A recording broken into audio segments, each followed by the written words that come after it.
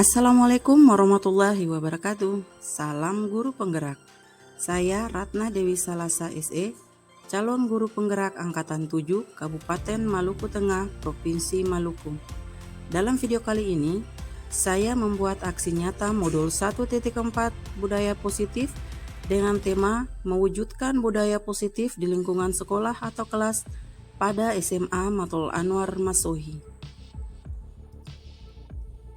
Latar belakang dari aksi nyata budaya positif yang saya lakukan pada SMA Matul Anwar Masohi yaitu mewujudkan budaya positif di lingkungan sekolah atau kelas pada SMA Matul Anwar melalui pembiasaan disiplin positif yang dapat mengembangkan karakter murid sesuai dengan profil pelajar Pancasila, dengan tujuan murid dapat bertanggung jawab atas segala tindakan yang dilakukan.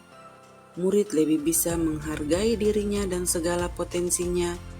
Murid belajar menjadi seorang pemimpin dan budaya disiplin positif oleh seluruh warga sekolah. Persiapan awal melakukan aksi nyata budaya positif pada lingkungan sekolah SMA Matul Anwar Masohi dengan melakukan diskusi bersama kepala sekolah dan rekan komunitas praktisi terkait aksi nyata budaya positif.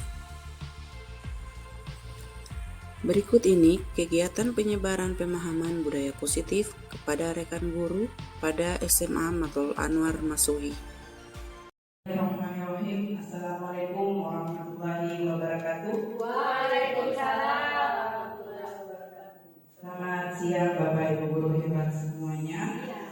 Salam sejahtera untuk kita semua.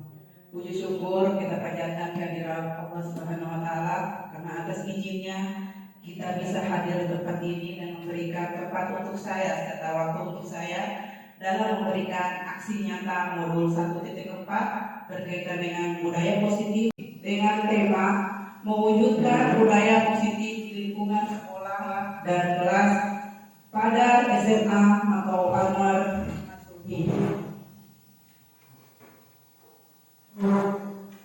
Yang menjadi latar belakang saya yang positif di lingkungan sekolah atau kelas pada SMA Matul Anwar Masohi melalui kebiasaan disiplin positif yang dapat mengembangkan karakter murid sesuai dengan profil pelajar Pancasila.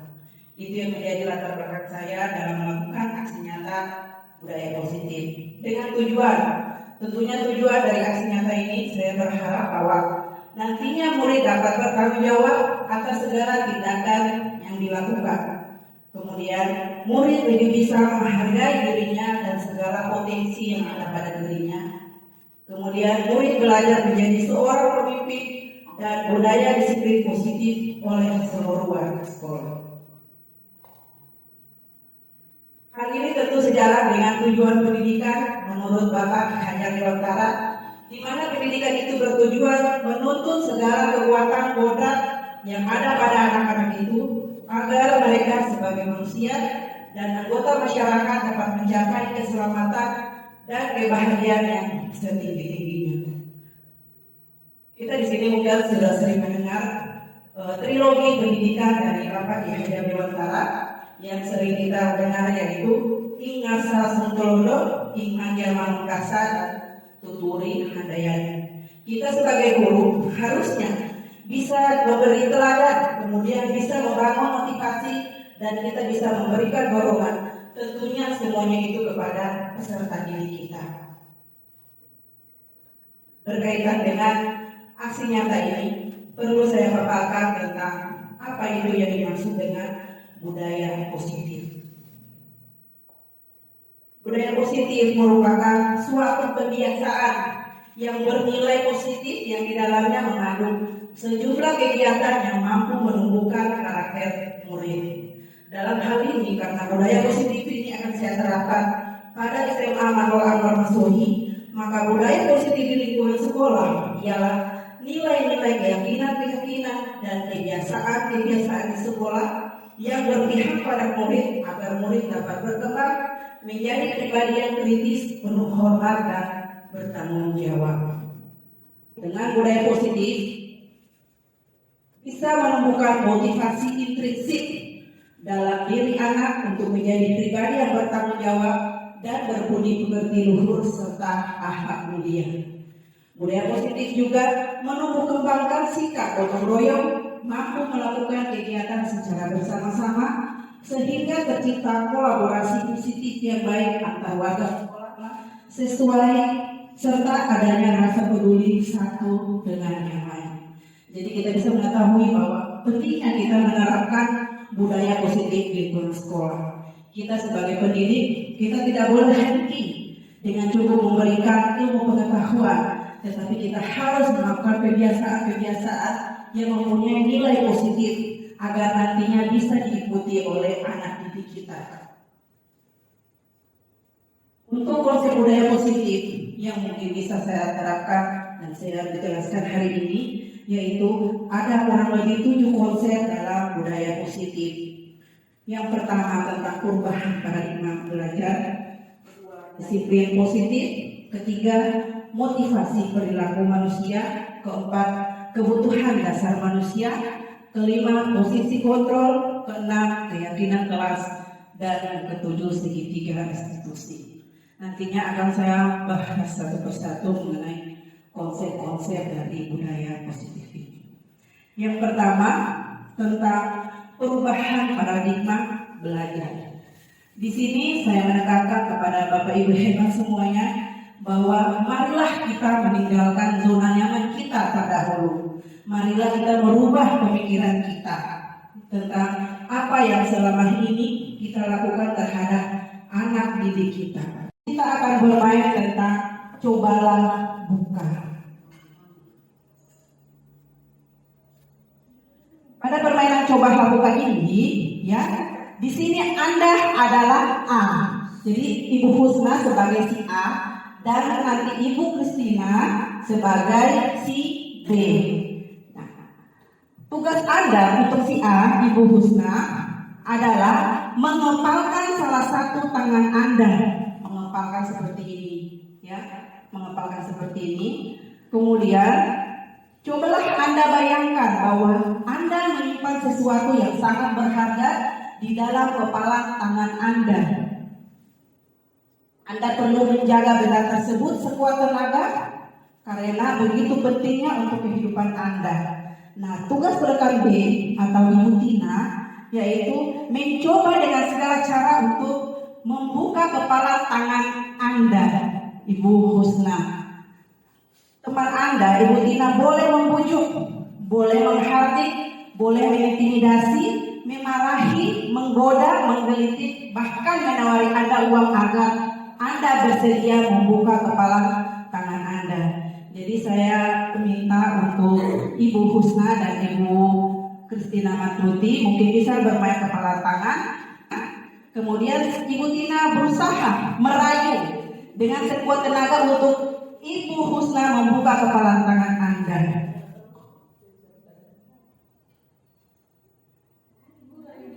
Rayulah dia, bujuklah dia.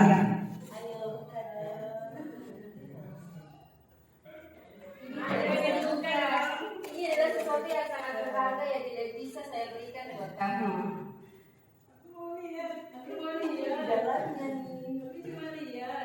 Tidak bisa dilihat Ibu, tidak bisa dilihat, tidak bisa diambil dan tidak bisa dipasang untuk kamu. Usaha terbesar Anda untuk bisa meraih saya membuka kepala tangan saya. Bagaimana Ibu Tina bisa menggunakan kekuatan Anda, pesona Anda dalam merayu Ibu Husna untuk mungkin bisa membuka kepala tangan. Semuanya tergantung Ibu Husna. Kalau Ibu Husna tergoda, ya boleh membuka kepala tangannya dan andaikan kalau Ibu Husna bersiteguh dengan pendiriannya, maka tutuplah tangan Anda. Bagaimana Ibu Tina? Sudah cukupkah usaha Anda? Tidak bisa dibuka? Oke, kita beri aplaus untuk Ibu Tina dan Ibu Husna. Oke, terima kasih saya ucapkan atas partisipasi Ibu Husna dan Ibu Tina. Nah, atas permainan tadi ada pertanyaan, mungkin nanti bisa menjawab. Pertanyaan yang pertama, apakah A dan B membuka kepala tangannya? Dan pertanyaan yang kedua, sesungguhnya siapa yang memegang kendali atau kontrol untuk membuka atau menutup kepalan tangan? Mungkin ada yang bisa menjawab? Silakan. Langsung saja, di sini saya akan coba menjawab untuk soal pertama, apakah A dan B membuka kepalan tangannya? A dan B tidak membuka kepalan tangannya dari ilustrasi tadi, permainan tadi. Ada yang lain? Mungkin Ibu Narsia? Ya, terima kasih atas waktu yang diberikan. Sesungguhnya siapa yang memegang kendali atau kontrol untuk membuka atau menutupi kepalan tangan? Menurut saya adalah si A yang memegang kendali, karena dia sama sekali tidak mau membuka kepalan tangan. Oke, terima kasih secukupnya. Terima kasih atas jawaban hebat dari Bapak dan Ibu hebat. Kita beri aplaus untuk jawaban mereka. Nah, marilah kita lihat. Pertanyaan pertama, kemungkinan jawaban kita bervariatif, ya. Ada yang menjawab A boleh membuka. Kalau kita bergantian bermain boleh B juga boleh buka. Nah, siapa yang memegang kendali atau kontrol untuk membuka dan menutup kepalan tangan? Jawabannya ya tentu pasti diri kita sendiri, ya. Nah, di sini kita bisa mengambil kesimpulannya bahwa permainan dengan permainan cobalah buka tadi, dari kegiatan cobalah buka dapat kita ambil kesimpulan. Saya belajar untuk mempertahankan prinsip yang saya miliki, walaupun penuh dengan godaan. Kalau kita memegang teguh apa yang menjadi keyakinan kita, akan tetap kita pertahankan. Dan dia sendiri yang mengontrol apakah dia membuka atau nantinya dia akan menutup kepalan tangan itu. Walaupun dengan cobaan, rayuan, tetap dia mempertahankan apa yang dia miliki. Kemudian Ibu Tina juga kesimpulannya bahwa kita tidak bisa memaksakan apa yang kita mau kepada orang lain. Seperti itu. Itulah yang disebut dengan teori kontrol. Seorang psikiater dan seorang pendidik juga, Bapak Dr. William Glasser dalam kontrol teorinya, dia mencoba meluruskan beberapa miskonsepsi atau ide-ide yang selama ini kita tanam. Dia coba meluruskan. Bagi kontrol pertama yaitu tulisnya guru mengontrol murid. Selama ini kan kita tahu bahwa apa yang diperintahkan oleh guru itu siswa atau murid peserta didik, anak didik kita harus ikut. Ya kan seperti itu? Ya. Itulah ilusi seorang guru yang bisa mengontrol murid. Pada kenyataannya, kita tidak dapat memaksa murid untuk berbuat sesuatu jika murid tersebut memilih untuk tidak melakukannya. Walaupun tampaknya guru sedang mengontrol perilaku murid, hal demikian terjadi karena murid sedang mengizinkan dirinya untuk dikontrol. Teori kontrol ini menyatakan bahwa semua perilaku memiliki tujuan, bahkan terhadap perilaku yang tidak disukai. Jadi pada prinsipnya bahwa kita melihat anak-anak itu mengikuti apa yang kita mau, sebenarnya mereka mengizinkan dengan tujuan mungkin mereka mencari nyaman agar tidak ditegur. Tetapi sesungguhnya bahwa walaupun kita sebagai guru kita tidak punya hak untuk mengontrol mereka selama apa yang menurut mereka itu tidak nyaman, tidak baik untuk pemikiran mereka. Menurut Bang Ki Hajar Dewantara bahwa guru itu diibaratkan sebagai seorang petani, ya, di mana tugasnya petani itu dia menumbuhkan tanaman itu dari benih sampai dia menjadi tanaman yang siap berbuah. Semua tergantung dengan cara didik, cara merawat tumbuhan dari Pak Petani. Pak Petani ketika dia merawat tumbuhan itu dengan kasih sayang, ya, dengan penuh perhatian, maka buah yang dia tanam akan tumbuh dengan baik.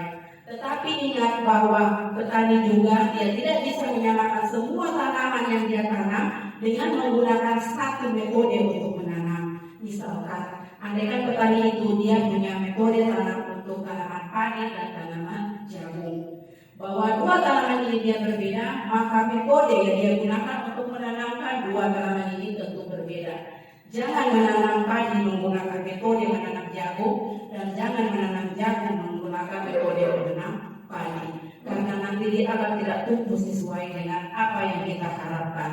Tetapi tanamlah sesuai dengan cara tumbuhnya padi dan tanamlah sesuai dengan cara tumbuhnya jagung. Di sini kita mengambil kesimpulan bahwa guru tidak boleh menyamaratakan semua murid. Semua murid itu memiliki keunikan, memiliki keistimewaan. Semua anak dilengkapi dengan kodrat yang sudah dia ada, sudah bawa dari lahir. Nah, tugas kita guru menyembahkan dan menggali lagi kodrat yang ada sudah pada anak, bukan kodrat yang ada pada Bapak Ibu guru. Yang kedua, ilusi bahwa semua penguatan positif, efektif dan bermanfaat. Penguatan positif atau bujukan adalah bentuk-bentuk kontrol untuk mempengaruhi murid agar mengulangi suatu perilaku tertentu, tetapi dalam jangka waktu tertentu kemungkinan murid akan menyadari dan mencoba untuk menolak bujukan dan bisa jadi murid menjadi tergantung pada pendapat sang guru untuk berusaha. Jadi ilusi ini yang coba dipatahkan oleh Dr. William bahwa kita tidak bisa lagi memberikan penguatan positif atau berupa bujukan karena anak-anak ini dia tumbuh sesuai dengan kodrat zamannya. Jangan kita mengajarkan mereka sesuai dengan kodrat zaman yang ada pada diri Bapak Ibu guru. Yang ketiga, ilusi bahwa kritik dan membuat orang merasa bersalah dapat menguatkan karakter. Menggunakan kritik dan rasa bersalah untuk mengontrol murid menuju pada identitas murid itu akan gagal. Mereka belajar untuk merasa buruk tentang diri mereka dan selalu mengembangkan dialog diri yang negatif. Kadang-kala guru sulit untuk mengidentifikasi bahwa mereka sedang melakukan perilaku ini karena seringkali guru menyampaikan pesan negatif dengan suara halus. Ya. Jadi tanpa kita sadari ya Bapak Ibu bahwa teguran yang kita kasih kepada anak ada itu yang membuat mereka merasa bersalah. Mereka merasa saya selalu bernilai negatif, walaupun tidak dengan kata yang kasar. Ya, bahasa halus pun itu bisa membuat anak dia merasa bersalah. Misalkan seperti ini, kamu ini nak tiap hari ibu tegur, tiap hari ibu tegur, dan tiap hari kamu mengulangi. Kata halus seperti itu tetapi membuat beban kepada anak dan dia merasa bahwa dirinya selalu bernilai negatif. Ya, itulah yang coba diluruskan oleh Bapak Dr. William. Kemudian yang keempat, ilusi bahwa orang dewasa memiliki hak untuk memaksa. Banyak orang dewasa yang percaya bahwa mereka memiliki tanggung jawab untuk membuat murid berbuat hal-hal tertentu. Apapun yang dilakukan dapat diterima selama ada sebuah kemajuan berdasarkan pengukuran kinerja. Pada saat itu pula orang dewasa akan menyadari bahwa perilaku memaksa tidak akan efektif untuk jangka panjang dan sebuah hubungan permusuhan akan terbentuk. Jadi kita melakukan kebiasaan seperti ini Ibu. Tujuan daripada budaya positif ini bahwa kita melakukan kebiasaan-kebiasaan yang bernilai positif. Artinya jangan terlalu kita memaksakan anak bahwa harus memaksa apa yang ada di dalam pikiran kita. Tetapi cobalah kita orang dewasa memberikan contoh yang nantinya akan diikuti oleh orang lain, tetapi bukan dengan paksaan. Nanti seiring dengan berjalan waktu, maka kebiasaan itu dia sudah sering lakukan, maka akan menjadi budaya positif. Tetapi kalau kita paksa, maka efeknya untuk jangka panjang tidak baik. Maka anak itu akan merasa bosan, anak itu akan merasa jengkel dan membuat rasa kebencian kepada Bapak Ibu semuanya. Nah, disinilah saya mengajak marilah kita merubah paradigma belajar kita bahwa kita tidak boleh mengikuti kehendak kita, tetapi kita harus mengikuti kodrat zaman daripada anak didik kita. Yang kedua, konsep budaya positif yang kedua yaitu disiplin positif. Apa itu makna dari kata disiplin? Makna dari kata disiplin yaitu sesuatu yang dilakukan oleh seseorang pada orang lain untuk mendapatkan kepatuhan. Tujuannya dari disiplin positif yaitu menanamkan motivasi intrinsik pada murid-murid untuk menjadi orang yang mereka inginkan dan menghargai diri sendiri dengan nilai-nilai yang mereka percaya. Motivasi intrinsik ini artinya motivasi dari dalam diri. Jadi disiplin positif itu diusahakan jangan ada motivasi ekstrinsik atau motivasi dari luar, tetapi disiplin positif itu harus berasal dari dalam diri kita. Ya, Bapak Ki Hajar Dewantara dia mengatakan bahwa di mana ada kemerdekaan, disitulah harus ada disiplin yang kuat. Sungguh pun disiplin itu bersifat self-disiplin, yaitu kita sendiri yang mewajibkan kita dengan sekeras-kerasnya.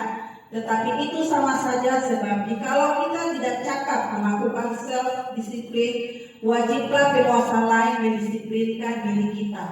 Dan peraturan demikian itulah harus ada di dalam suasana yang merdeka. Jadi menciptakan anak-anak yang merdeka menurut Bapak Ki Hajar Dewantara harus kita melakukan pembiasaan disiplin positif.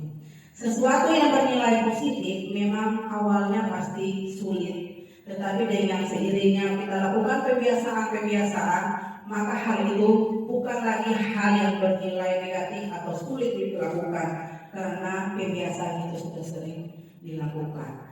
Kalau pembiasaan itu sering dilakukan dan sudah menciptakan budaya positif, maka disitulah terjadi kemerdekaan. Nilai-nilai kebajikan universal merupakan nilai-nilai kebajikan yang disepakati bersama, terlepas dari suku, bangsa, agama, bahasa maupun latar belakangnya, serta tujuan mulianya yang ingin dicapai oleh setiap manusia.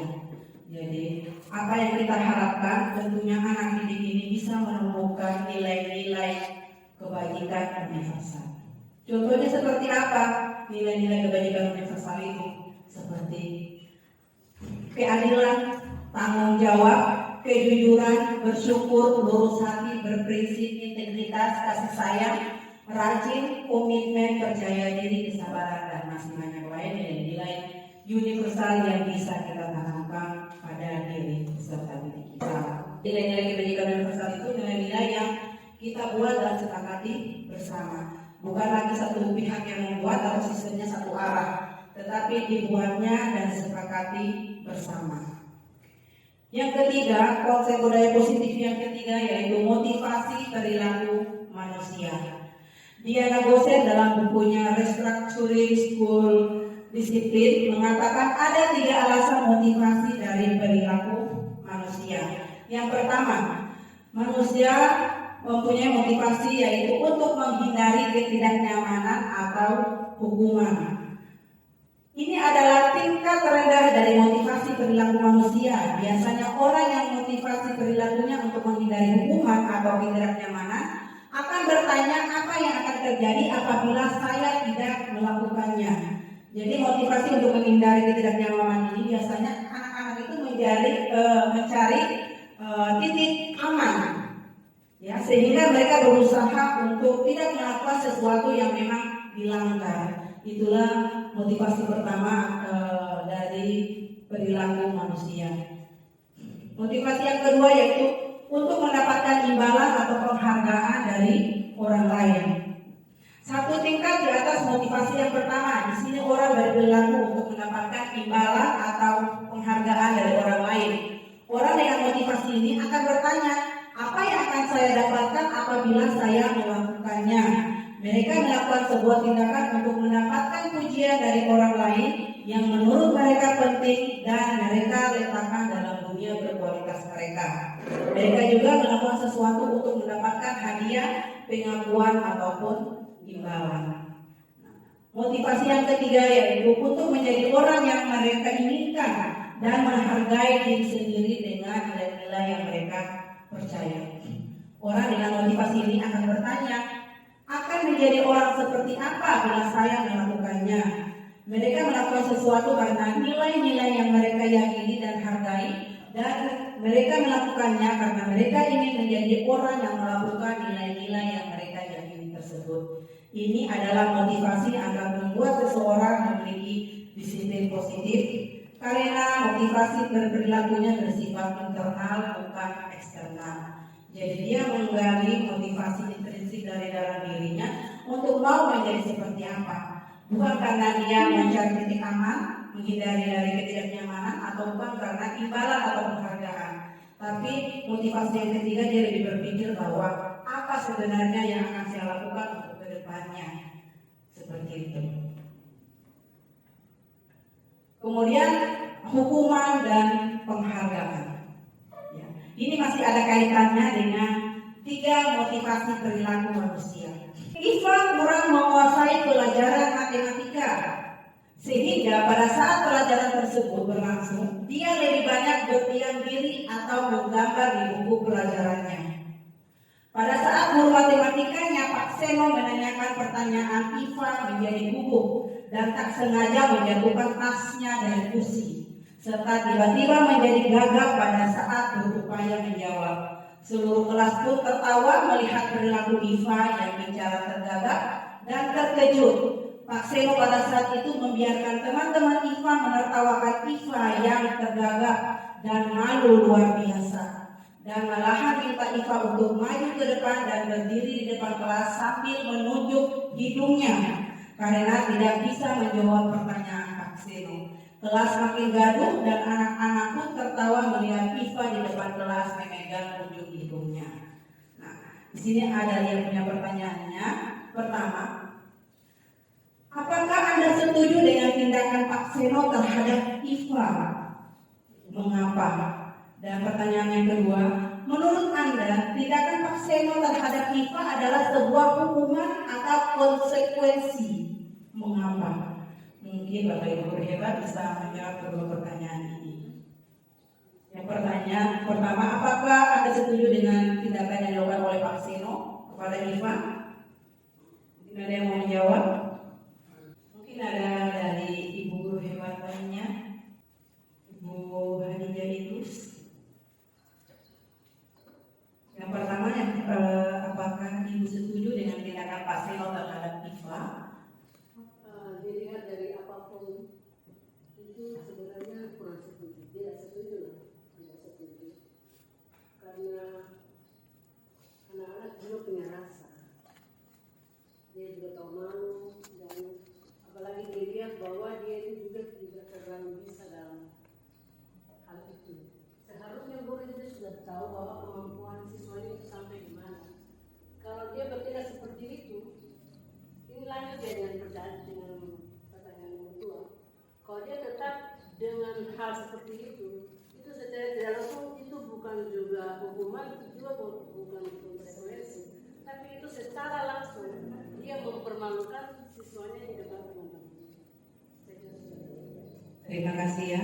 Sebelum kita bisa menjawab pertanyaan dari kasus Iva dan Pak Seno tadi, mari kita sama-sama melihat pengertian dari hukuman, konsekuensi, dan restitusi. Hukuman adalah sesuatu yang telah direncanakan dan menyakitkan secara fisik dan psikis dan bersifat satu arah. Kalau konsekuensi adalah bentuk dan disiplin sudah terencana dan disepakati.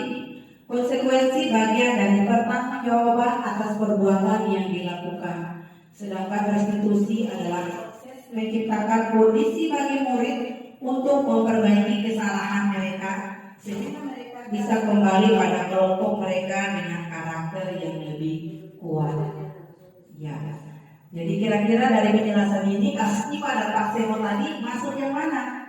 Apakah masuk hukuman ataukah konsekuensi? Apa yang dilakukan dari Pak Seno kepada Iva itu secara langsung merupakan hukuman. Ya. Karena hukuman itu dampaknya ke fisik dan juga ke psikis. Yang mungkin sudah saya sering dengar bahwa hukuman ada itu berupa hukuman pukulan ke fisik dan ada juga hukuman berbentuk verbal.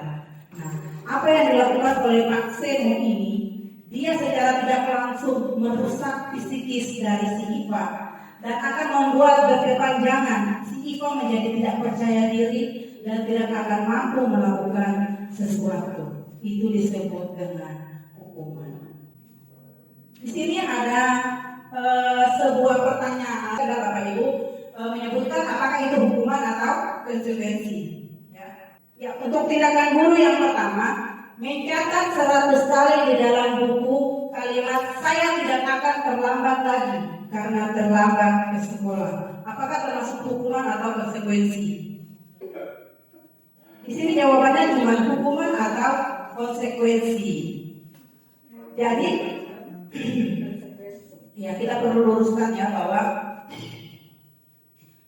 kalau kita melihat tindakan itu harus kita sesuaikan dengan apa yang dilakukan. Ketika anak tidak membuat soal atau tidak mengerjakan tugas, maka kita tidak boleh menyuruh dia lari keliling lapangan karena tidak matching, tidak pas, ya. Tetapi kita beri konsekuensi atas apa yang dia lakukan. Dia tidak mengerjakan tugas, maka konsekuensinya dia harus bertanggung jawab dengan tinggal mungkin sedikit lebih lama pada saat yang keluar main atau tahan sedikit lama pada saat pulang untuk tetap harus bertanggung jawab melaksanakan tugasnya. Tetapi bukan berarti tidak mengerjakan tugas, mencatat di buku dan sebagainya, menulis atau melari keliling lapangan dan sebagainya. Kalau demikian, maka pertanyaan yang pertama itu dia termasuk hukuman atau konsekuensi? Termasuk dalam hukuman. Karena dia melakukan kesalahan terlambat, masa iya dihukum menulis tidak matching. Harusnya diberi konsekuensi. Kenapa ditanyakan? Kenapa terlambat? Tanyakan keyakinan kepada dia. Tanyakan kesepakatan kita.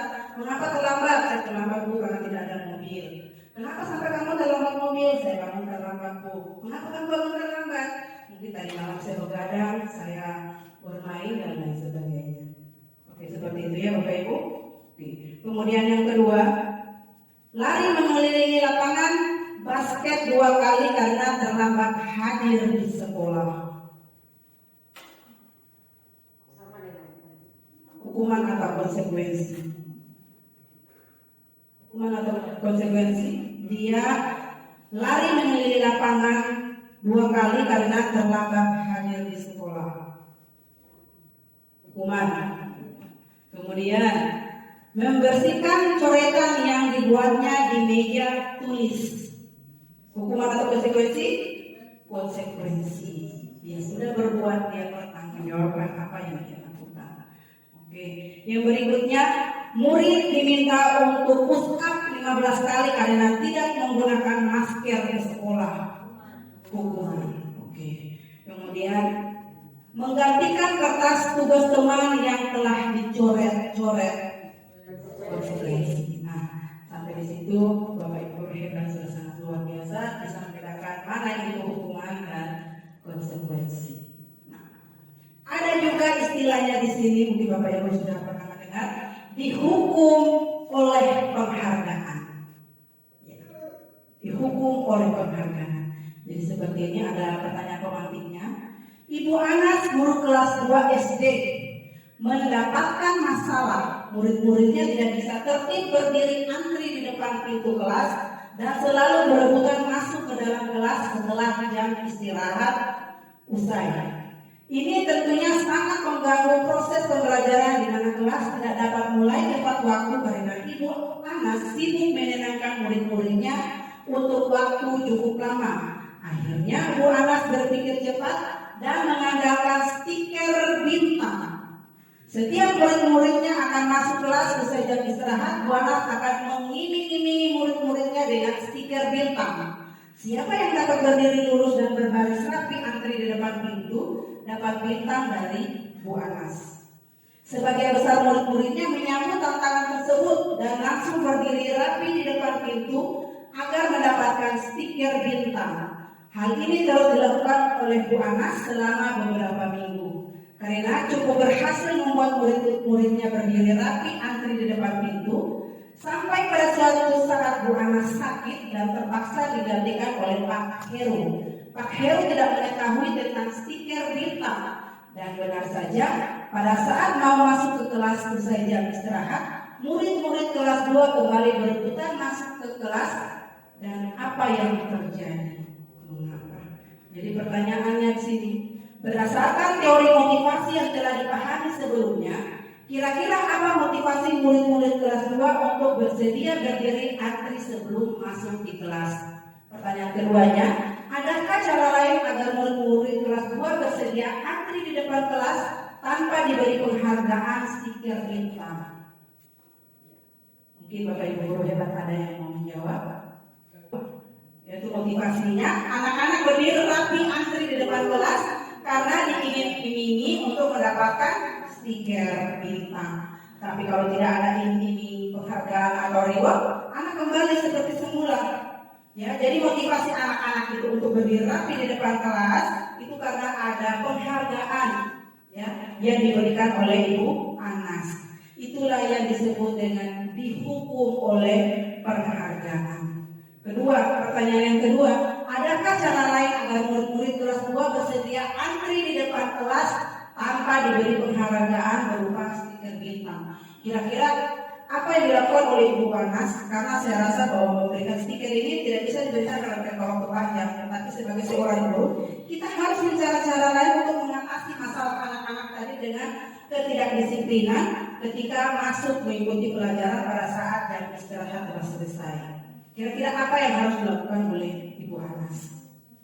Nah, untuk menjawab pertanyaan ini kita kembali bahwa budaya positif itu harus dilakukan dengan pembiasaan disiplin positif. Jadi kalau saya sebagai Ibu Anas, maka pada saat saya tahu bel jam istirahat sudah selesai, sebelum siswa itu ke depan pintu, saya harus sudah berdiri. Saya harus menjadi contoh dulu kepada mereka. Nah, ketika saya sudah berdiri duluan di depan kelas, maka otomatis lama-kelamaan siswa akan berdiri mengikuti. Mungkin karena rasa malu hati dan lebih dari ketidaknyamanan, maka tanpa diimingi apapun mereka sudah antri rapi di depan kelas. Yang kedua mungkin yang bisa dilakukan oleh Ibu Anas yaitu dia harus tepat waktu. Kalau sudah bel, Ibu Anas harus dengan segera duluan sebelum anak-anak. Jangan sampai sudah bel, anak-anak masuk dengan gaduh, sementara kita sebagai guru belum ada di kelas. Tetapi merupakan satu kewajiban kita ya yang harus kita lakukan. Yang keempat, konsep budaya positif yang keempat yaitu kebutuhan dasar manusia. Ada pertanyaan romantik, jangan bosan-bosannya Bapak Ibu. Pertanyaan romantiknya, Ibu Ambar, guru wali kelas 11 di SMA Bangsa, sedang bingung menghadapi ulah salah satu murid di kelasnya, Doni, yang bernama Doni. Beberapa teman di kelasnya mengeluh kepada Ibu Ambar bahwa Doni seringkali meminta bekal makan siang mereka dengan paksa. Jika Anda menghadapi situasi seperti Ibu Ambar, apa yang akan Anda lakukan? Menurut Anda kira-kira apa alasan Doni melakukan hal itu? Ada yang bisa jawab, Bapak Ibu guru hebat semuanya? Ya, silakan Ibu Husna. Iya, terima kasih Ibu. Ini pengalaman dan bisa saja terjadi di tengah-tengah kita. Tetapi ini, iya, kalau untuk kategori kelas 11 SMA itu bukan hal yang apa ya, yang biasa ya, karena dia sudah mempunyai apa ya, pemahaman, dia mempunyai pemikiran yang lebih luas tentang bagaimana mengambil barang itu, barang orang itu berarti hukumannya apa, dia sudah tahu. Tapi menghadapi anak seperti ini, berarti kita harus melakukan pendekatan lebih intens kepada anak tersebut. Ada apa yang terjadi dengan istrinya, apa yang terjadi dengan keluarganya di rumah, karena biasa anak-anak yang seperti ini dia butuh sesuatu, dia butuh apa ya, iya, cari perhatian buat gurunya. Jadi dia latihan, tidak mungkin dia melakukan kepada ibu guru, tetapi dia harus melakukan kepada teman-temannya, dia diperhatikan oleh gurunya. Kita mau komunikasi yang baik dengan anaknya, mencari solusi yang terbaik. Jika hanya itu menjadi makanan karena dia lapar, kita bisa memenuhi kebutuhannya, tetapi jika masalahnya lain, berarti kita harus mencari solusi terbaik bagi dia. Terima kasih ya jawabannya yang sangat luar biasa dari Ibu Husna. Ya, ada mungkin mau menambahkan? Ya, silakan Ibu Ija. Kalau tadi kan Ibu Husna bilang bahwa itu kan dia sudah tahu apa yang dia lakukan kan sudah asal konsekuensinya gitu ya. Tapi kalau menurut catatan psikologi perkembangan anak di usia itu, biasanya usia seperti itu anak-anak ingin mencoba terus mengingat sesuatu, atau dia ingin menonjolkan dirinya, tapi itu di jalan yang salah. Jadi itu seharusnya lebih diperhatikan kayaknya itu. Terima kasih Bu Ija atas penjelasan luar biasa. Oke, berkaitan dengan pertanyaan masalah dari Ibu Ambar dengan si Doni ini, mari kita lihat 5 kebutuhan dasar manusia. Nah, nanti setelah kita mengetahui 5 kebutuhan dasar ini, maka kita bisa tahu apa sih yang dicari oleh si Doni tadi itu. Nah, 5 kebutuhan dasar manusia pertama yaitu kebutuhan bertahan hidup, kemudian kasih sayang dan rasa diterima, berikutnya penguasaan, keempat kesenangan, dan yang kelima kebebasan. Jadi apa yang dicari Doni dari kebutuhan yang tadi yang mengambil bekal makan dari teman-temannya, di sini kita bisa memilih kebutuhan mana yang Doni upayakan untuk dia penuhi. Apakah bertahan hidup, apakah kasih sayang, ataupun sampai dengan kebebasan. Ada yang bisa bantu menjawab? Kasih sayang dan rasa diterima. Ada lagi yang lain? Kalau saya melihat apa yang dilakukan Doni, dia mencoba memenuhi kebutuhannya tergantung dari apa niatnya tindakan yang dia lakukan. Misalkan yang pertama kebutuhan bertahan hidup. Kalau andaikan Doni tidak membawa bekal, tidak dikasih uang jajan, tindakannya untuk mengambil bekal itu tujuannya untuk memenuhi kebutuhan agar tetap bertahan. Jadi kita lihat lagi latar belakangnya si Doni ini bagaimana. Kalau dia ke sekolah tidak, orang tuanya tidak memberi dia uang jajan, dia tidak sarapan dari rumah, otomatis si Doni akan merasa lapar nanti di kelas atau di sekolah. Maka si Doni biasa kebiasaannya mengambil bekal karena dia mencoba untuk memenuhi kebutuhannya untuk bertahan hidup. Kemudian yang kedua yaitu kasih sayang dan rasa diterima. Dia berulang, ya, karena dia ingin mencari kasih sayang dan rasa diterima oleh ibu guru. Mungkin saja di rumah orang tuanya sibuk, ya, sehingga apa yang dia inginkan dari orang tuanya dia tidak dapat, maka dia coba penuhi dengan berulah di sekolah mengambil bekal teman-temannya supaya dia diperhatikan oleh Ibu Ambar dan merasa diterima. Kemudian yang ketiga penguasaan. Penguasaan tergantung dari Doni, ya. Jadi lepas dari bertahan hidup dan kasih sayang dan rasa diterima, penguasaan. Jadi dia merasa hebat ketika dia bisa mengambil barang dari teman-temannya dan teman-temannya hanya pasrah, berarti dia menganggap bahwa dirinya hebat, ya. Dia merasa dirinya berkuasa dan bebas melakukan apapun. Di situ Doni berusaha memenuhi kebutuhannya terhadap penguasaan. Kemudian kesenangan. Nah, kesenangan itu kita lihat kalau memang anaknya tukang jahit, berarti memang si Doni ini hobi mengganggu, mengambil bekal ataupun mengambil barang-barang temannya tanpa persetujuan, tanpa izin dari temannya, karena memang dia berusaha untuk memenuhi kebutuhan dasarnya atas kesenangan. Kemudian yang kelima tentang kebebasan. Kebebasan di sini bahwa si Doni itu dia merasa bebas melakukan apa saja. Tidak ada yang menghalangi, tidak ada yang membatasi. Konsep positif yang kelima yaitu posisi kontrol. Ada 5 posisi kontrol yang bisa diterapkan. Yang pertama, nah, di sini nanti Bapak Ibu bisa melihat, sebenarnya selama saya menjadi guru kurang lebih 10 tahun, 5 tahun, 20 tahun, posisi kontrol apa yang paling saya sering lakukan selama saya menjalankan tugas kewajiban saya pada sekolah. Ya. Jadi menurut Diana Bosin ini ada 5 posisi kontrol yang untuk pertama sebagai penghukum. Ya. Seorang penghukum bisa menggunakan hukuman fisik maupun verbal. Orang-orang yang menjalankan posisi penghukum senantiasa mengatakan bahwa sekolah memerlukan sistem atau alat yang dapat lebih menekan murid lebih dalam lagi. Guru-guru yang menerapkan posisi penghukum akan berkata, patuhnya kurang saja atau awas. Kamu selalu saja salah, selalu, pasti selalu. Yang terakhir selesai. Ya. Itu biasa kata-kata penghukum yang bisa Bapak Ibu atau sering. Jadi bertanya lagi dalam diri, saya mengajar, apakah posisi ini yang selama ini saya emban sebagai penghukum? Guru seperti ini senantiasa percaya bahwa ada satu cara agar pembelajaran bisa berhasil, yaitu dengan cara dia saja. Ya, itu tipe guru penghukum.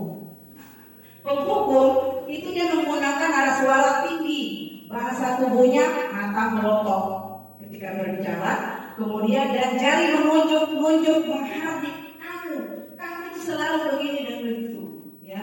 Kemudian terlambat lagi, pasti terlambat lagi, selalu datang terlambat. Kapan bisa datang tepat waktu?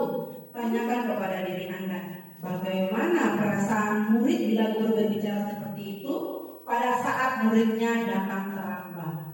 Nah, hasil yang diperoleh dari posisi kontrol kita sebagai penghukum ini yaitu kemungkinan murid marah dan mendendam atau bersifat agresif. Bisa jadi sesudah kembali duduk, murid tersebut akan mencoret-coret bukunya atau meja tulisnya. Lebih buruk lagi, sepulang sekolah murid melihat motor atau mobil bapak ibu guru dan akan menggores negara tersebut dengan paku. Ya. Jadi ini dia punya efeknya, ya. Efek ketika kita melakukan posisi kontrol kita sebagai penghukum. Ada yang merasa seperti itu bapak ibu hebat? Kedua, posisi kontrol membuat merasa bersalah. Pada posisi ini biasanya guru akan bersuara dengan lembut. Membuat rasa bersalah akan menggunakan keheningan yang membuat orang lain merasa tidak nyaman, bersalah atau rendah diri. Kata-kata yang keluar dengan lembut akan seperti, ibu sangat kecewa sekali dengan kamu. Kata-katanya lembut tapi menusuk bagaikan belati. Kemudian, berapa kali bapak harus memberitahu kamu ya? Gimana coba kalau orang tua kamu tahu kamu berbuat begini? Di posisi ini murid akan memiliki penilaian diri yang buruk tentang diri mereka. Murid merasa tidak berharga dan telah mengecewakan orang-orang yang disayanginya. Guru seperti ini senantiasa percaya bahwa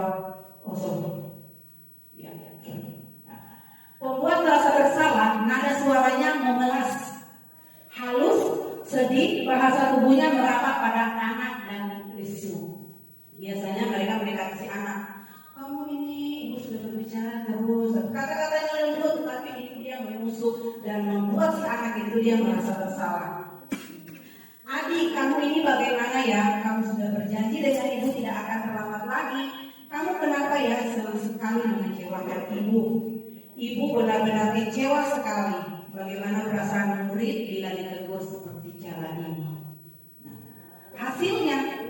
hasil ketika guru menempatkan posisinya sebagai pembuat merasa bersalah, murid akan merasa bersalah telah mengecewakan ibu atau bapak gurunya, apalagi kalau gurunya guru favorit ya, yang kalau ketika dia ditegur bapak guru, jadi dia merasa bersalah bahwa aku nanti ibu tidak sayang kepada kita lagi, ibu itu tidak peduli dengan kita lagi.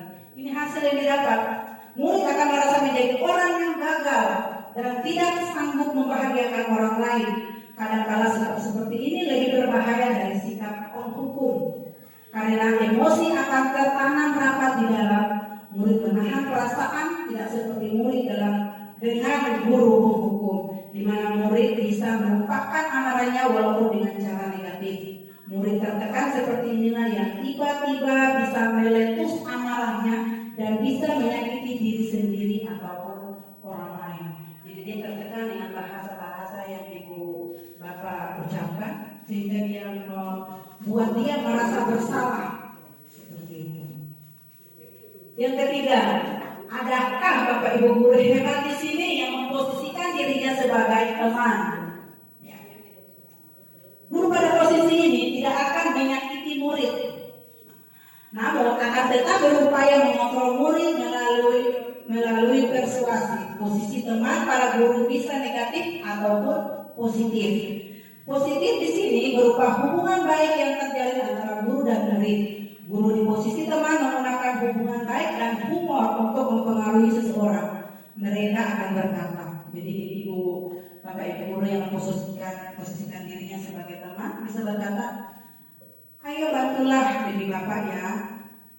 Ayo, ingat tidak bantuan bapak selama ini? Ya sudah, kali ini tidak apa-apa, nanti ibu bantu bereskan.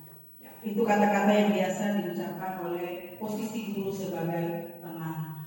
Hal negatif dari posisi teman adalah bila suatu saat guru tersebut tidak membantu, maka murid akan kecewa dan berkata, saya pikir bapak atau ibu teman saya. Murid merasa dikecewakan dan tidak mau lagi berusaha. Hal lain yang mungkin timbul adalah murid hanya akan bertindak untuk guru tertentu dan tidak untuk guru lainnya. Murid akan tergantung pada guru tersebut. Murid menjadi tergantung pada guru tersebut.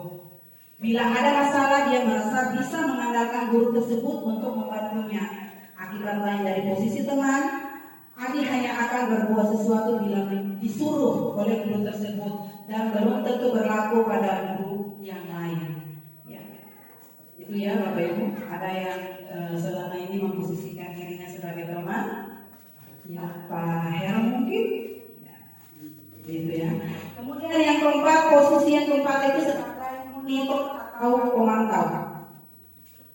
Monitor berarti mengawasi. Pada saat kita mengawasi, kita bertanggung jawab atas perilaku orang-orang yang kita awasi.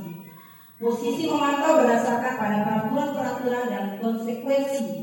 Dengan menggunakan sanksi atau konsekuensi, kita dapat memisahkan hubungan pribadi kita dengan murid sebagai seseorang yang menjalankan posisi pemantau. Pertanyaan yang diajukan oleh seorang pemantau, peraturannya apa?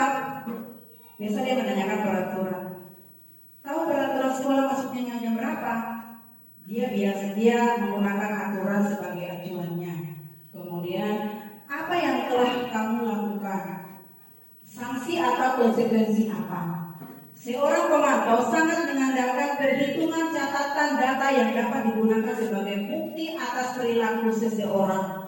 Posisi ini akan menggunakan stiker, slip catatan, daftar cek. Posisi monitor sendiri berawal dari teori stimulus respon yang menunjukkan tanggung jawab guru dalam mengontrol murid. Pemantau, nada suaranya datar, bahasa tubuhnya formal. Kata-katanya, misalkan seperti ini, ada percakapan Pak Guru dan Adi. Pak Guru, Adi, tahu kamu jam berapa kita mulai? Adi, tahu Pak Guru, kamu terlambat 15 menit. Apakah kamu sudah mengerti konsekuensi yang harus dilakukan bila terlambat? Dan Adi menjawab, paham Pak, saya harus tinggal kelas pada jam istirahat nanti dan mengerjakan tugas ketertinggalan saya.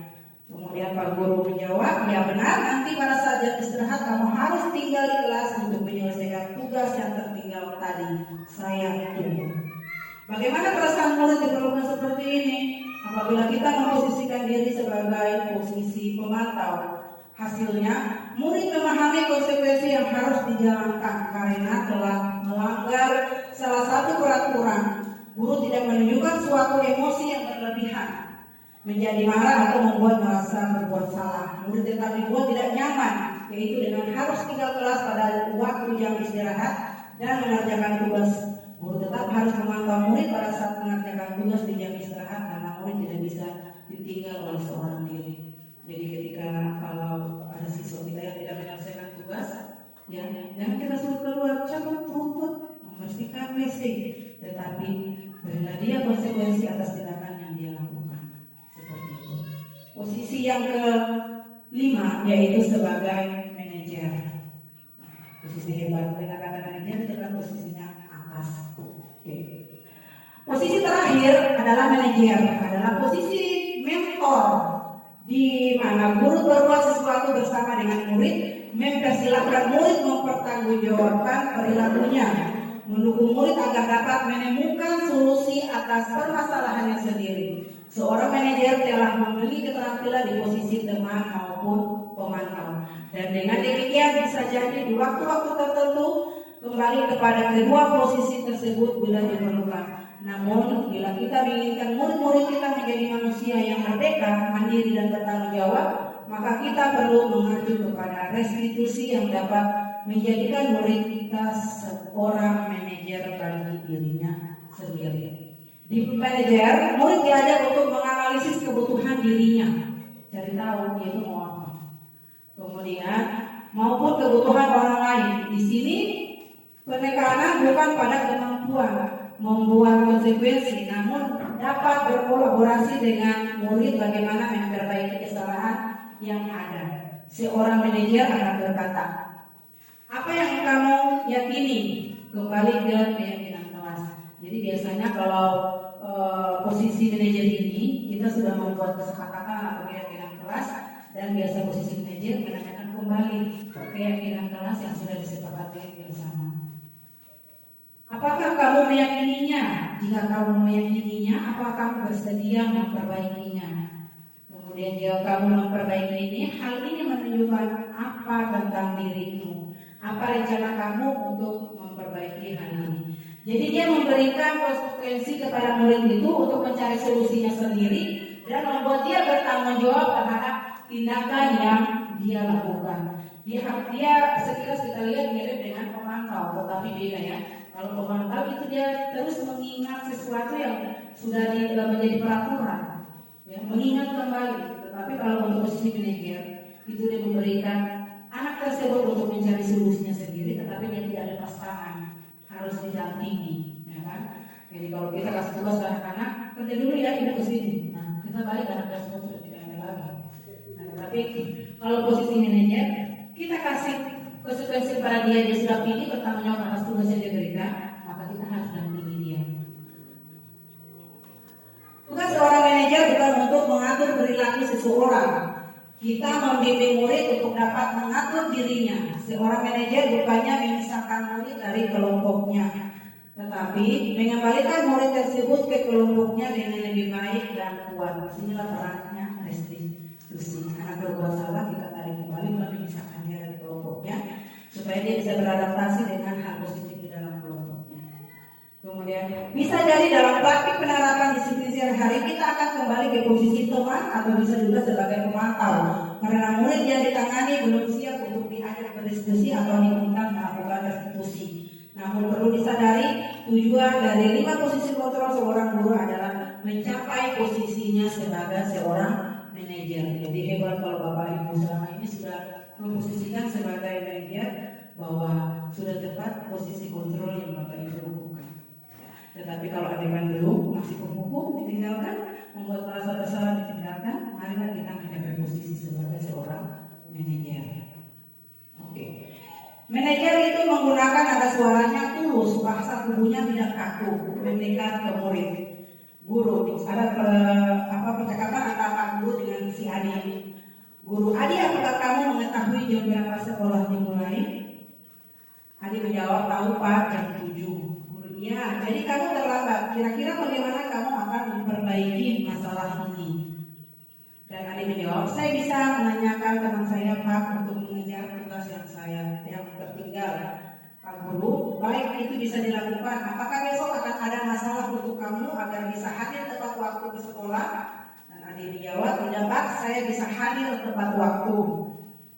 Kemudian Guru menjawab, baik, saya hargai usahamu dan memperbaiki diri.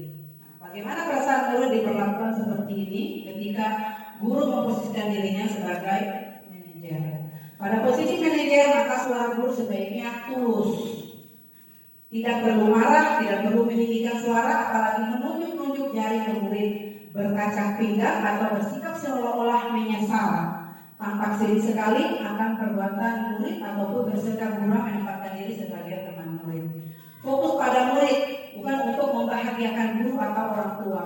Murid sudah mengetahui adanya suatu masalah dan sesuatu perlu terjadi. Bila guru mengambil posisi pemantau, guru akan melihat apa konsekuensinya pada peraturan. Namun pada posisi manajer, guru akan mengembalikan tanggung jawab pada murid untuk mencari jalan keluar permasalahannya dengan bimbingan guru. Jadi saya harap bahwa nantinya dengan penerapan budaya positif yang akan kita lakukan di sekolah ini, Bapak Ibu guru semuanya bisa nantinya memposisikan diri kita sebagai manajer agar anak itu tidak merasa jauh, agar anak tidak merasa disisihkan, dan anak tidak merasa terus-terus dicari kesalahannya. Tetapi tindakan yang mereka lakukan, kita membuat konsekuensi kepada mereka untuk mempertanggungjawabkan atas apa yang mereka lakukan. Seperti itu. Dan usahanya kita tidak berhenti 1 hari, kita besok belum, besok lagi, dan seterusnya. Seperti itu ya Bapak Ibu. Ada contoh kasus. Angko dan Dino sedang bermain bersama di lapangan basket. Mungkin nanti dari contohnya Bapak Ibu bisa saya minta jawab. Dan tiba-tiba terlibat dalam sebuah pertengkaran adu mulut. Dino pun menjadi emosi dan mengadakan kontak fisik, menarik kemeja Anto dengan kasar, sampai 3 kancingnya terlepas pada saat itu guru piket langsung melerai mereka dan membawa mereka ke ruang kepala sekolah. Ibu kepala sekolah, Ibu Suti, menanyakan Dino tentang keyakinan sekolah yang telah disepakati, yaitu tentang sikap saling menghormati. Ibu Suti melanjutkan bertanya, apakah Dino bersedia memperbaiki kesalahan yang telah dilakukan terhadap Anto? Dino pun mengangguk. Kemudian Ibu Suti balik bertanya kepada Anto, apa kebutuhan Anto dalam peristiwa ini? Anto menjawab, saya perlu kancing saya diperbaiki. Ibu saya akan sangat marah kalau melihat kancing baju saya sampai copot 3 kancingnya begini. Ibu Suti pun kembali bertanya ke Dino, apakah Dino bersedia menjahitkan kembali ketiga kancing Anto tersebut? Kesal, Dino menanggapi, menjahit. Mana saya tahu gimana menjahit. Ibu Suti meneruskan, apa kamu bersedia belajar menjahit? Dino berpikir sejenak, memandang ke meja Anto dan menanggapi, yang mengajari saya ibu. Dengan cepat Ibu Suti menjawab, Pak Irfan, guru tata busana. Dino menyetujui dan sepanjang siang itu belajar menjahit dan memperbaiki kemeja Anto. Terakhir terlihat kepada jam pulang sekolah, kedua anak laki-laki tersebut sudah bercengkrama dan bersendak gurau kembali. Jadi kira-kira dari kasus ini ya, dari contoh kasus antara Anto, Dino, Ibu Suti sebagai kepala sekolah. Dalam hal ini Ibu Suti itu memposisikan dirinya sebagai apa? Sebagai manajer. Nah, itulah contoh apabila kita berlaku sebagai manajer. Jadi jangan kita menghakimi mereka, kamu nih nakalnya minta ampun, kamu ini tidak main baik-baik, kamu ini bisa main bola dan sebagainya. Tetapi kita mencari solusi terbaik kepada mereka untuk mereka melakukan kesalahan yang telah dibuat. Ya. Nah, konsep budaya positif yang keenam yaitu keyakinan kelas. Nah, ini yang paling saya tekankan ya. Saya paling tekankan untuk marilah kita Bapak Ibu guru membuat keyakinan kelas, ya, yang nantinya akan dipertanggungjawabkan bersama-sama. Keyakinan kelas. Mengapa keyakinan kelas? Mengapa tidak peraturan kelas saja, tetapi mengapa harus keyakinan kelas? Pertanyaan berikut adalah, mengapa kita memiliki peraturan tentang penggunaan helm pada saat mengendarai kendaraan roda 2 atau motor? Kemungkinan jawaban Anda adalah untuk keselamatan. Nah, pertanyaan berikut, mengapa kita memiliki peraturan tentang penggunaan masker dan mencuci tangan setiap saat? Mungkin jawaban Anda adalah untuk kesehatan atau keselamatan. Jadi kita kembali lagi bahwa mengapa keyakinan kelas, mengapa bukan peraturan kelas saja. Nah, berkaca dari 2 pernyataan tadi, mengapa pengguna motor itu harus pakai helm dan juga dengan keselamatan. Mengapa kita harus mencuci tangan, memakai masker, tentu alasannya dengan kesehatan. Nah, nilai-nilai keselamatan atau kesehatan dari 2 pertanyaan tadi itu yang kita sebut sebagai suatu keyakinan. Nah, jadi kita yakin kalau kita harus naik motor ya harus pakai helm. Kalau tidak, ya bisa saja kalau ada sweeping atau kita jadi kecelakaan. Nah, yaitu nilai-nilai kebajikan atau prinsip-prinsip universal yang disepakati bersama secara universal, lepas dari latar belakang suku, negara, bahasa maupun agama. Jadi keyakinan itu nilai-nilai yang disepakati bersama, sifatnya bukan satu arah, ya. Tetapi ada pihak yang membuat dan pihak yang saling meyakini. Menurut dosen, suatu keyakinan akan lebih memotivasi seseorang dari dalam atau memotivasi secara intrinsik. Seseorang akan lebih tergerak dan bersemangat untuk menjalankan keyakinannya daripada hanya sekedar mengikuti serangkaian peraturan. Jadi Bapak Ibu, jangan lagi kita buat peraturan. Jangan lagi kita buat peraturan kelas 11 IPA, peraturan kelas 11 IPS. Tetapi mari kita buat keyakinan kelas 11 IPA dan keyakinan 11 IPS dan sebagainya. Bukan lagi peraturan, karena kalau peraturan itu dibuatnya satu arah. Biasanya peraturan dibuat oleh guru, siswa mau tidak mau harus taati. Tetapi kalau keyakinan kelas itu bersama-sama guru dan murid membuat keyakinannya berdasarkan nilai-nilai kebajikan universalnya dan disepakati dan dijalankan bersama. Maka jangan lagi kita membuat mengapa sih bukan peraturan kelas tetapi harus keyakinan kelas. Bisa kan Bapak Ibu? Oke. Pembentukan keyakinan kelas. Pertama, keyakinan kelas itu dia bersifat abstrak daripada peraturan yang lebih rinci dan konkret. Satu, hadir tepat waktu, rambut begini, baju begini. Tetapi kalau keyakinan kelas itu dia lebih nyata ke keadaan. Ya. Kemudian keyakinan kelas berupa pernyataan-pernyataan universal. Pernyataan keyakinan kelas senantiasa dibuat dalam bentuk positif. Jadi pada saat kita membuat keyakinan kelas, jangan kita pakai tidak boleh datang terlambat. Tapi kita ganti dia dengan jam 7.00 semua sudah harus di pelajaran. Jangan menggunakan bahasa negatif di dalam ketika kita membuat keyakinan kelas. Oke, keyakinan kelas hendaknya tidak terlalu banyak sehingga mudah diingat dan dipahami oleh semua warga kelas. Jadi jangan sampai 20 keyakinan kelas, 30 keyakinan kelas. Karena ini kan mau diingat dan dijalankan. Bukan nanti ibu saya lupa. Kenapa? Karena keyakinan kelasnya terlalu banyak bu. Seperti itu. Tapi yang umum-umum saja, ya. Kemudian keyakinan kelas sebaiknya sesuatu yang dapat diterapkan di lingkungan tersebut. Jadi tadi pada saat saya akhir, saya sudah katakan bahwa mari kita melakukan budaya positif dari hal-hal kecil. Contohnya Lisa. Bu Lisa itu siapa? Nah, Lisa itu lihat sampah, angkat. Ya, tapi kita tidak boleh menggunakan bahasa kesepakatan atau keyakinan sekolah bahwa dilarang buang sampah sembarangan. Tetapi kita ganti dia dengan bahasa yang lebih positif. Lihat sampah, angkat. Jadi dari hal-hal kecil inilah kita akan lakukan kebiasaan dengan nantinya akan membentuk budaya positif yang bisa diterapkan pada sekolah kita SMA Matlul Anwar. Kemudian keyakinan kelas sebaiknya sesuatu yang dapat diterapkan di lingkungan tersebut. Jangan terlalu tinggi. Kita terapkan keyakinan itu skalanya di dalam sekolah saja. Ya. Jangan kita ikut dengan sekolah lain. Karena ruang skala daripada sekolah kita itu berbeda dengan sekolah. Kemudian semua warga kelas hendaknya ikut berkontribusi dalam perbuatan keyakinan kelas lewat kegiatan curah pendapat. Ya, jadi kalau saya percaya bahwa Bapak Ibu sudah pernah melihat ya bagaimana kita membentuk keyakinan kelas itu.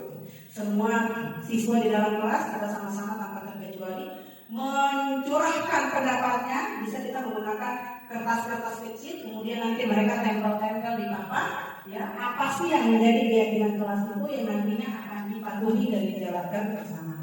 Kemudian bersedia meninjau kembali keyakinan kelas dari waktu ke waktu.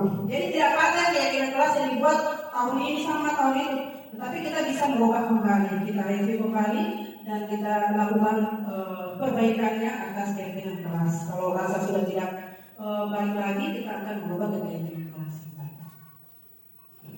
Nah, perhatikan tabel di samping. Tentukan nilai-nilai kebajikan universal dari peraturan yang dibuat. Jadi tadi di sini nanti akan nilai, saya meminta Bapak Ibu untuk menentukan nilai kebajikan yang dituju pada peraturan yang di sebelah kiri ini. Nilai-nilai kebajikan universal tadi seperti tanggung jawab, respon, bersyukur, ya. Kira-kira nilai-nilai kebajikan universal apa? Yang pertama, kembalikan barang ke tempatnya. Nilai kebajikannya apa? Tanggung jawab. Apalagi? Ya, dapat dipercaya. Apalagi? Jadi tidak hanya satu ya, nilai-nilai kebajikan dari satu perbuatan atau tindakan itu bisa banyak. Ya. Kemudian yang kedua, dilarang mengganggu orang lain. Kira-kira nilai kebajikannya apa?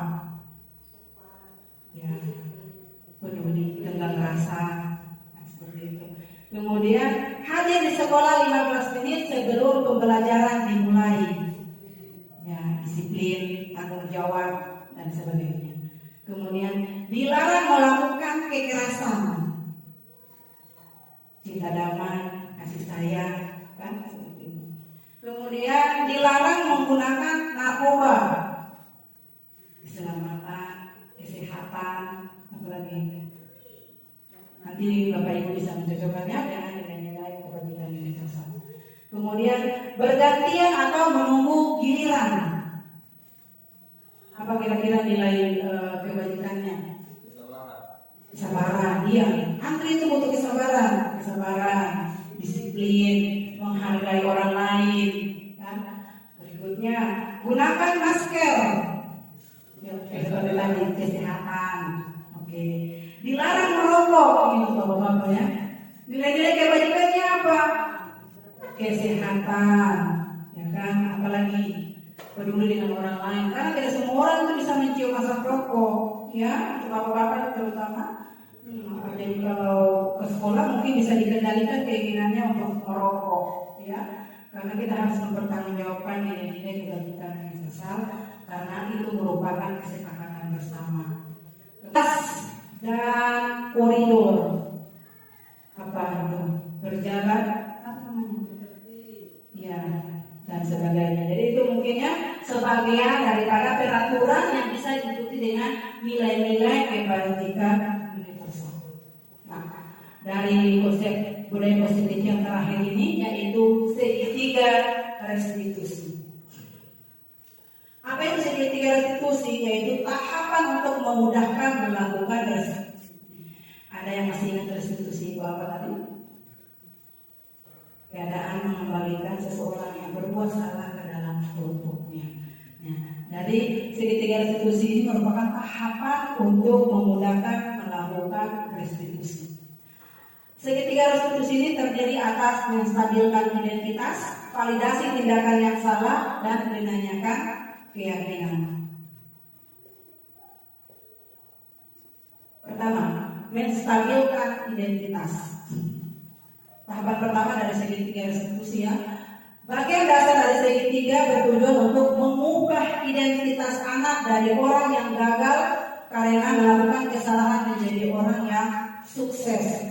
Anak yang melanggar peraturan karena sedang mencari perhatian adalah anak yang sedang mengalami kegagalan. Coba untuk memenuhi dasarnya, namun ada benturan. Kalau kita mengkritik dia, maka kita akan tetap membuatnya dalam posisi gagal. Kalau kita ingin dia menjadi reflektif, maka kita harus meyakinkan si anak dengan cara mengatakan kalimat-kalimat berikut. Berbuat salah itu tidak apa-apa.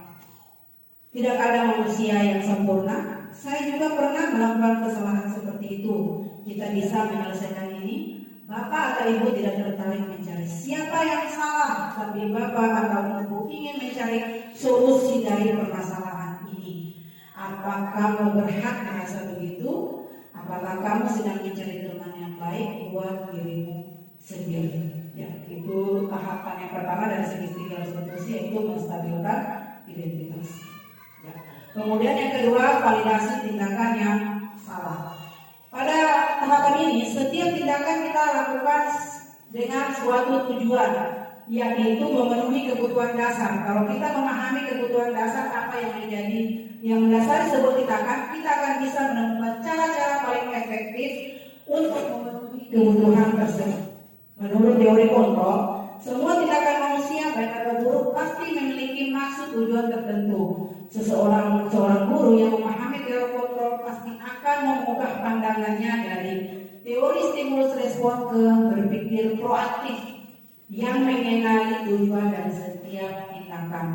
Kita mungkin tidak akan suka sikap seseorang yang sebenarnya, tapi bila sikap itu membuat perhatian kita, maka itu telah memenuhi kebutuhan anak. Kalimat-kalimat di bawah ini mungkin terdengar asing buat guru, namun bila dikatakan dengan nada tanpa menghakimi akan memvalidasi kebutuhan mereka. Seperti, padahal kamu bisa melakukan yang lebih buruk dari ini ya. Kamu pasti punya alasan mengapa melakukan hal ini. Kamu patut bangga pada dirimu sendiri karena kamu melindungi sesuatu yang penting buatmu. Kamu boleh mempertahankan sikap itu, tapi kamu harus menangkapkan sikap yang baru. Kemudian yang ketiga, tahap ketiga dari segitiga restitusi yaitu menanyakan keyakinan.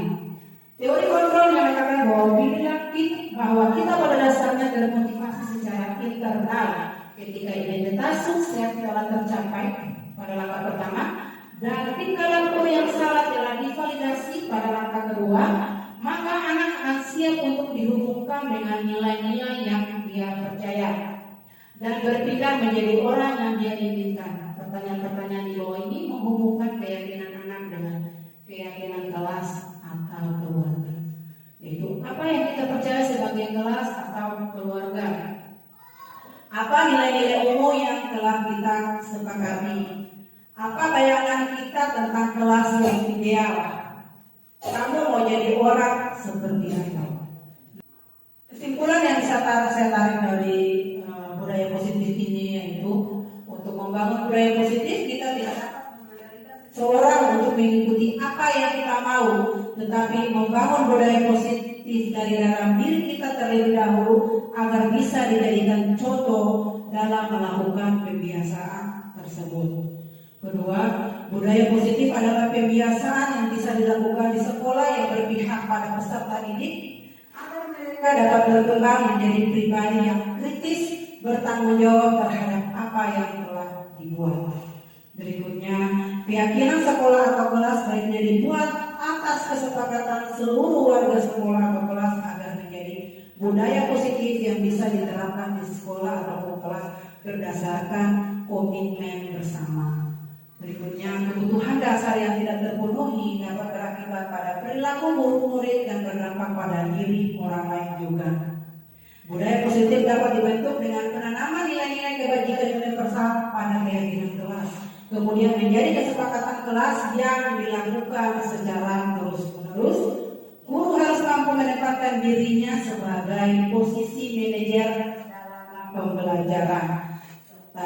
Penerapan segitiga restitusi dapat memperbaiki cerahan murid sehingga bisa kembali pada kelompok mereka dengan karakter yang lebih baik. Ya, itu saja pemaparan dari penerapan budaya positif dalam aksi nyata saya dengan tema mewujudkan budaya positif di sekolah atau kelas pada SMA Matlul Anwar Masohi.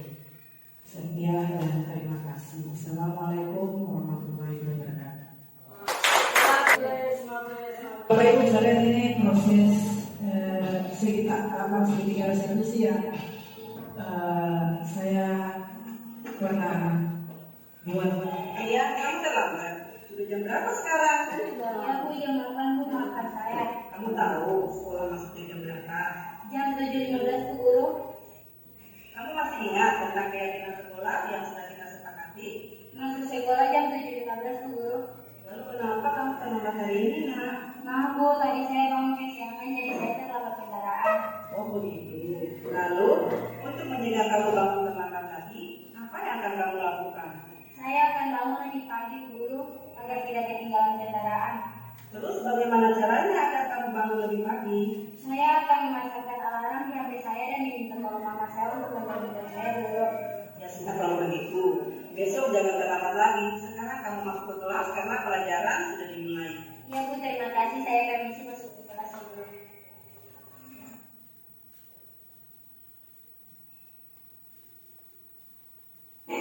Mari ke depan.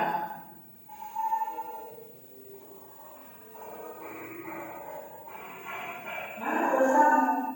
Maafkan saya Bu. Saya belum selesai tugasnya. Mengapa kamu belum selesai tugasnya? Kemarin saya lambat bertemu di rumah sekolah. Saya menjelaskan. Pak, kalau selesai semua, kamu tidak lagi menyelesaikan tugasnya. Saya tidak belum sekolah. Saya berbeda dengan kami. Ketika saya kata orang sekolah, akhirnya saya tidak menyelesaikan tugasnya dulu. Kamu masih ingat tentang kira-kira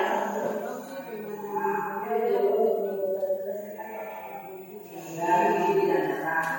Terus, apa yang kamu buat supaya kamu bisa menyelesaikan tugas sesuai dengan? Saya telah waktu. Hari ini saya akan menyelesaikan tugas ini. Dan besok saya pasti akan melakukan pada ini. Baiklah, ibu mengerti. Dan ibu harap kali-kali sebelum kamu melakukan pekerjaan lagi, kamu harus sudah menyelesaikan tugas kamu terlebih dahulu. Dan Ibu terima kasih atas kesempatan ini. Sama-sama. Silakan kamu kembali ke tempat. Selanjutnya saya beri kesempatan kepada ibu yang ingin bertanya. Silakan untuk jika ada yang kurang pahami, silakan Bapak Ibu silakan.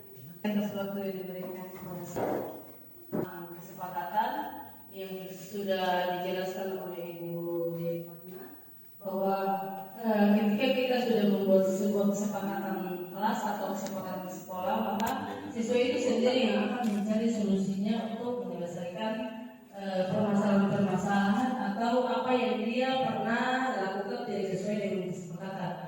Yang menjadi pertanyaan saya di sini bahwa ketika kesepakatan itu sudah dibuat, tapi ternyata siswa itu sama sekali tidak mencari solusinya. Lalu langkah apa yang harus dilakukan ketika kita sebagai seorang guru? Apakah kita merubah kesepakatan yang sudah kita buat dengan kesepakatan lain, ataukah siswa itu dibiarkan seperti itu? Terima kasih, mungkin itu saya pertanyaan saya. Terima kasih Ibu penanya, Ibu Napsia, dengan pertanyaannya yang luar biasa. Ya, jadi ketika kita membuat kesepakatan kelas, ya, atau kesepakatan sekolah, ya, itu kan berarti kita sepakati dia bersama-sama, bukan hanya guru yang membuat dan akan ditaati oleh siswa. Tetapi keyakinan yang kita buat ini dibuat terarah antara guru dengan peserta didik. Jadi mereka sudah sama-sama tahu apa konsekuensi ketika keyakinan kelas atau keyakinan sekolah yang sudah dibuat itu tidak dilaksanakan atau tidak dipatuhi. Nah, di sini maka tadi saya mengharapkan kepada Bapak atau Ibu guru hebat di sini bahwa harusnya kita menjadi seorang manajer. Nah, karena di dalam seorang manajer ini dia berusaha mendampingi anak tersebut untuk mempertanggungjawabkan segala tindakan yang dia lakukan. Bukan berarti bahwa anak dia tidak bisa mencari solusinya terus kita pasrah saja dengan keadaannya. Dan saya katakan juga tadi bahwa keyakinan kelas atau keyakinan sekolah yang sudah dibuat itu sifatnya tidak paten. Kita bisa lagi merefleksi dia atau mereview, menindaklanjuti daripada keyakinan kelas yang sudah disepakati bersama. Apabila kalau kita menganggap bahwa itu lagi sudah tidak sejalan, tidak bisa kita lakukan, maka kita bisa merubahnya kembali. Mungkin seperti itu. Jadi kita tidak boleh melepas diri atau melepas anak begitu saja. Kita posisikan diri kita sebagai manajer untuk membantu anak untuk mengatasi tindakan yang dia lakukan. Oke, dengan berakhirnya sesi tanya jawab tadi, maka alhamdulillah terima kasih kami ucapkan kepada Bapak Ibu yang sudah berkenan hadir atas kerjasamanya semua. Ibu pemateri, Ibu Ratna Dewi, terima kasih atas ilmu yang diberikan. Semoga apa yang diberikan bermanfaat bagi kami dan bisa diaplikasikan dalam kehidupan nyata di SMA Matul Anwar. Kepada Bapak Kepala SMA Matul Anwar yang telah memberikan ruang dan waktu kepada kami, juga untuk bisa bersama-sama kolaborasi yang baik pada kegiatan ini. Tak lupa kami ucapkan terima kasih dan mohon maaf atas segala kekurangan yang terjadi. Demikian, wabillahi taufiq wal hidayah. Wassalamualaikum warahmatullahi wabarakatuh dan selamat siang.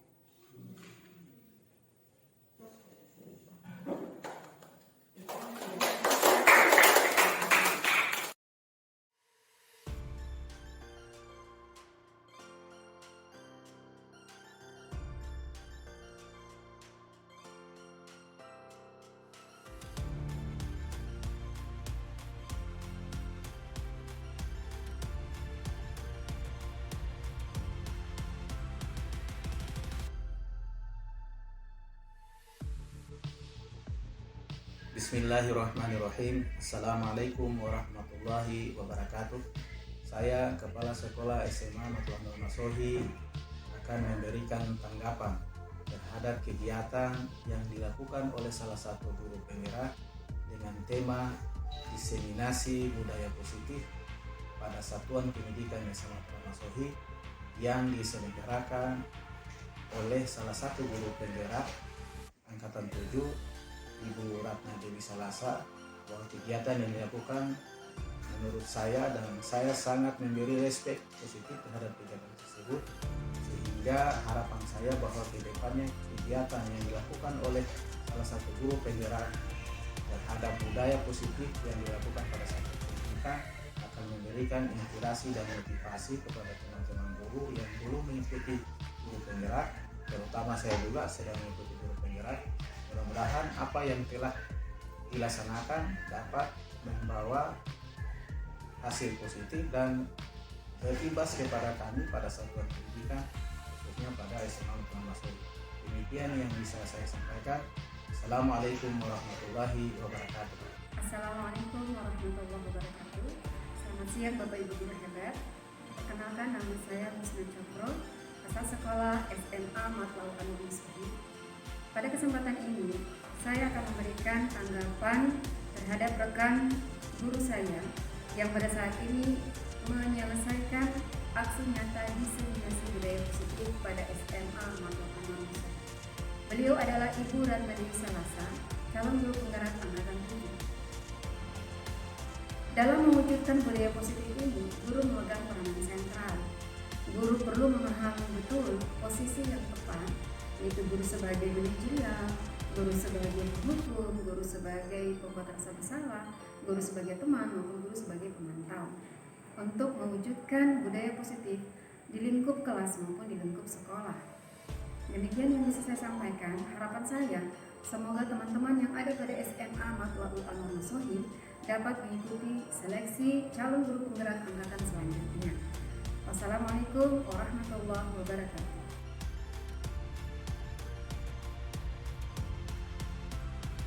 Assalamualaikum warahmatullahi wabarakatuh. Nama saya Cinta Fitri Yusa, saya dari kelas 11 IPA. Ketika membuat kesepakatan kelas, saya sangat senang karena pada saat membuat kesepakatan kelas, kita sebagai siswa dapat bertanggung jawab terhadap tindakan yang kita lakukan. Wassalamualaikum warahmatullahi wabarakatuh.